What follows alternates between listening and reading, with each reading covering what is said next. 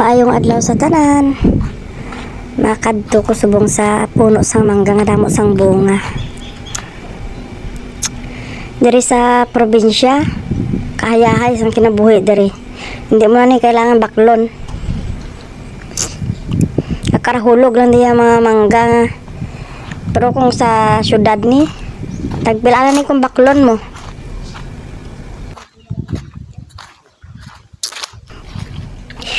Nakita niyo na guys, oh. Nagkaratak-tak lang niya bunga sang mga mangga luto na ha. Inakaon na lang sa mga ibon. Dako na ni nga halaga kung sa syudad ni siya ba. Makwartahan na gini pero diri ah. Napamadyot lang na niya libre oh. Tanawa bagong hulog lang siya. May mga duga-duga pa, may mga tagok-tagok pa ang iya nga. Pungango. Kanugo no. Hindi man masasa ni kakaon rin kasi pamulot dari. Marulupot tas ni kaon. Tusikan sa pispis. Damo pa bunga sa babaw ba?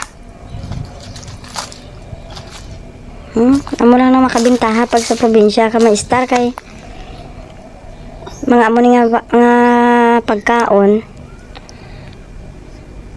Makakaon ka dali-dali biskan wala kung wala ka kwarta okay lang kay makaratak-tak lang rin tamis pa na siya.